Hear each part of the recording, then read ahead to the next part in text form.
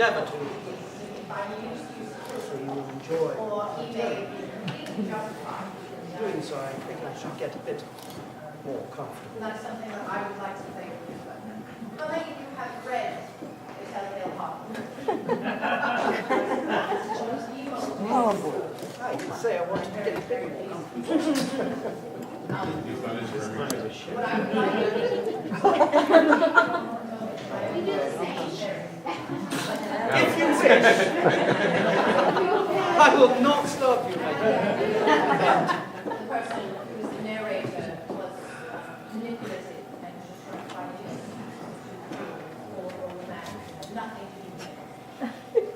But as many of us are appreciative of God and Lord, and I myself take right on God, I'd like to change your perception of it. If we, as Attempt to share how I felt as I vampire and the werewolf read this story. that the reanimated It has dead left me, like I said, perplexed. So I'd like you to take note and think maybe all of the evil that a single man would possess I was sick, may be summed up in his sick heart. to death of that long A very agony. perfectly normal gentleman, And when at length they had unbound me, ways I was permitted to sit. and an evil eye that he I called felt my senses were leaving me. unspeakable terror and horror upon him. And that only one of his Dread friends sentence of death friend was the last distinct accentuation to reach my ears. and that After that, the the narrator sound of the very inquisitorial voices seemed to merge into one destroying this dreary, indeterminate My calm. job tonight is to convince you that I perfectly I had swooned. do my best. I will not say that all of consciousness was lost. It's an American story. I'm going I to had do my yet best to open my eyes. Please justice. I felt that I lay upon my back, Better? unbound. All right. I stretched up my hand Ladies and gentlemen, I give you and it Telltale fell Heart. upon something damp and hard. I suffered it to remain there for many minutes, while I strove to imagine where, True. what I could be. Nervous. Very, very In wild desperation at heart, I I quickly unclosed my eyes. Why? I gasped for breath. Say that I am a man. The intensity of darkness seemed to oppress and stifle me. My senses, not destroy, not dull them. Thrust my arms wildly above, around, in all directions. I felt many nothing. in heaven and in the earth. Yet dreaded to move a step, for fear I would be impeded by the walls of How, then, am I man? perspiration burst from every pore Hearken. and stood in cold big beads upon my forehead. I can tell you the full story. The agony of suspense grew at length intolerable. I cautiously made my way forward, It is my arms outstretched and my eyes straining from their sockets. I had proceeded several paces. Still all was blackness and I vacancy. love the old man. He had never wronged me. At length I came upon a wall, seemingly of solid material, very I smooth, think it was his eye. slimy, and cold.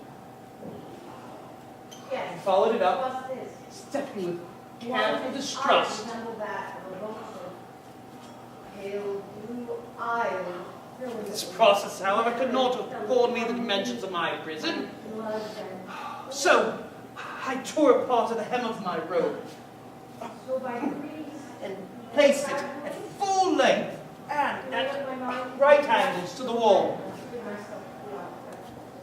In groping my way about the dungeon, I could not fail to encounter this rag upon completing the circuit. I resumed my tour of my prison, and at length I finally came upon the fragment of serge. I was never kinder to the old man before I Quitting the wall, I endeavored to cross the area of my enclosure. was every night At first, I stepped cautiously for the floor, while seemingly solid material was treacherous with slime. At length I did not hesitate, stepped more firmly, took courage, endeavoring to cross as direct a line as possible. I had stepped some 10 or 12 paces when the torn part of the hem of my robe became entangled in my legs. I stepped on it and fell violently upon my face. My chin rested on solid floor of the prison, but my lips and the upper portion of my head touched nothing. I reached my hand out and found that I had fallen at the very brink of a circular pit. Reaching just below the margin, I took a piece of framework and let it drop into the abyss. For nearly a minute, I hearkened to its reverberations as it dashed upon the walls of the chasm. But I found the eye always closed. Length, It was impossible to do. there was a sullen plunge into the water, followed by several loud echoes. When day broke, Shaking from every limb, I groped my way back to the wall, resolving there to perish, rather than risk the terror of the wells, which my mind now imagined many and in different locations about the dungeon. Agitation of spirit kept me awake for many long hours, yet at length I again slumbered.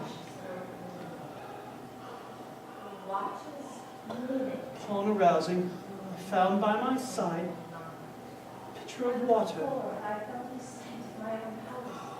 Burning thirst overcame me, and I could scarcely contain my feelings of triumph.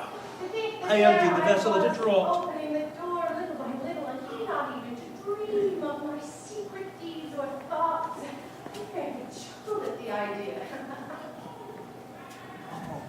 Perhaps he heard me. It must have been drugged, for scarcely had I drunk it when I became irresistibly drowsy. His room was as black as Deep sleep fell upon me, for the shutters were closed. sleep like that of death. So I knew that he could not see the opening. How long it lasted, I, of course, know not. Said, But my personal condition had greatly changed during my slumber. I now lay on my back and at full length upon a low framework of wood. To this I was bound by a long strap resembling a surcingle. It ran in many convolutions about my body and limbs, leaving at liberty only my head and my left arm, to such extent that I could, by dint of much exertion, feed myself from an earthen dish left by my side. presently, I heard a slight groan. To my horror, I saw that the pitcher was Pain. absent. To my horror, for I was overcome with an intolerable thirst. My soul, when overcharged with awe. Oh, this thirst seemed to be the design of my persecutors to stimulate, for the food in the dish was meat pungently seasoned. Well up from my own deep. Looking upwards, I surveyed the ceiling of my prison. It was some 30 or 40 feet overhead. I knew how the old man felt, and I pitied him. In one of the panels, a singular figure riveted my entire attention. It was the painted image of time, as he is commonly represented, save that, in lieu of the side, he held what at a casual glance I suppose to be a painted image of a huge pendulum, such as seen on antique clocks. There was something in the appearance of the machine that caused me to regard it more attentively. As as I gazed upward at it, for its position was directly over my own, I fancied I saw it in motion. At length, that fancy was confirmed, for the sweep was brief and of course slow. I watched it for many minutes, somewhat out of fear, but more out of wonder. Wearied I at length at observing its dull movement, I turned my attention to the other objects in my cell. A slight noise brought my attention to the floor, where I saw several enormous rats transversing it. They had issued from the well, which was just within view to my right. As I gazed upon it, they came up in troops, hurriedly and with ravenous eyes, alert by the scent of the meat.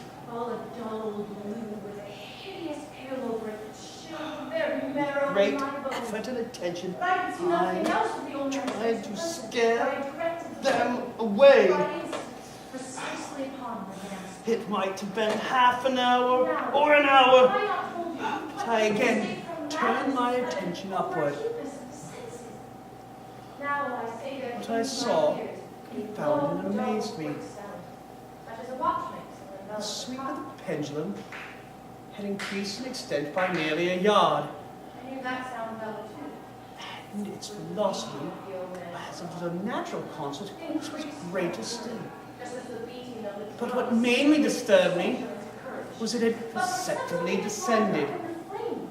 I could now see with what horror it is needless to say that its nether extremity was in the form of a crescent of glittering steel, about a foot in length from horn to horn, the horns upwards, and the edge, evidently as keen a that as a razor. The whole hissed as it swung through the air. I could no longer doubt the doom prepared for me. The plunge into the pit I had avoided. Having failed to fall, a different destruction awaited me. What boots to tell of the long hours of horror, more than mortal, that I counted the vibrations of the steel, inch by inch, line by line, with a descent only appreciable in ages. Down, steadily down it came. Days passed. It might have been many days had passed ere it swept so close as to fan me with its acrid breath.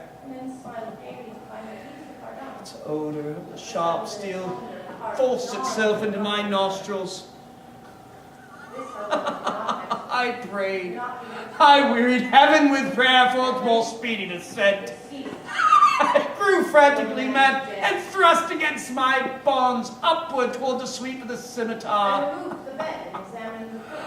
And then I fell calm and lay slowly, smiling at the glittering steel, I placed my hand upon the heart. like a child somewhere above it. There was no pulsation. Even amid all these agonies, my human nature craved food.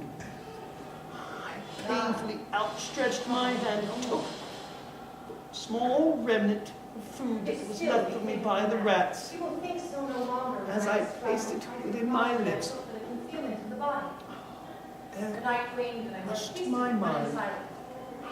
First of all, I formed turned the the book. thought I cut off the head, joy. the arms, and the legs. I then removed 3 planks from the bottom of the chamber and placed all in its stand. what business had I with hope? The stroke of the pendulum was at right angles to my length. Not even his. I saw that the crescent was assigned to cross the region of my heart. Nothing to wash out. No stain of any kind. Down, No blood. steadily down it came, I didn't to the care left, for that. to the right, How far and wide, with a shriek and a plunge of a town spirit, to my heart, with the stealthy pace of a tiger. I alternately laughed and howled. Down, certainly relentlessly down. I shrunk convulsively at its every sweep. A shriek had been heard by a neighbor in the night. Suspicion of foul play came around. Some 10 or 12 vibrations would bring it into actual contact with my robe. I smiled. For what Flashed to my mind I bade the that gentleman half-formed the shriek idea my own of deliverance to which I had previously alluded when I brought food to my burning lips. The low framework upon which I lay had been literally swarming with rats. They had devoured, despite all my efforts to the contrary, all but a small portion of the food in the dish, with the particles of the spicy and oily viand that remained. I thoroughly rubbed the bandages as far as I could reach. The officers were satisfied. My manner Then convinced them. I lay I was perfectly at ease. breathlessly still. I smiled, and while I answered cheerily, we chatted. I had not counted in vain upon their veracity. Ere long, I felt One or myself two of the hid. boldest leapt upon the framework and smelled at the surcingle. This seemed to signal a general rush. They leapt in hundreds upon my person. The stroke of the pendulum disturbed them not at all. Avoiding its sweep, they busied themselves with the bandages. They pressed. They swarmed upon me in ever-accumulating heaps. They writhed upon my throat. Their cold lips sought to my own. They stifled me with their thronging pressure. A disgust for which the world has no name chilled my heart with a deadly clamminess. Yet, in a minute, I felt the struggle would be over.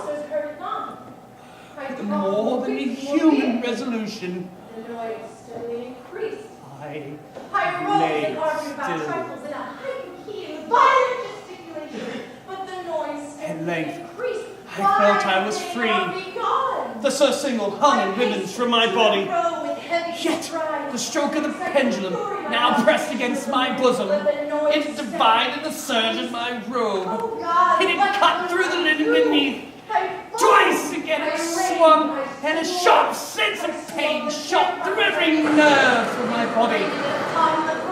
Yet, the moment of escape had arrived. With a steady movement, cautious, sidelong, shrinking and slow, I slid from the embrace of the bandage and beyond reach of the scimitar. For the moment, at least, I was free. Free! No. And in the grasp of the Inquisition. They suspected. They knew. They were making a mockery Thank you. of my home. Yes.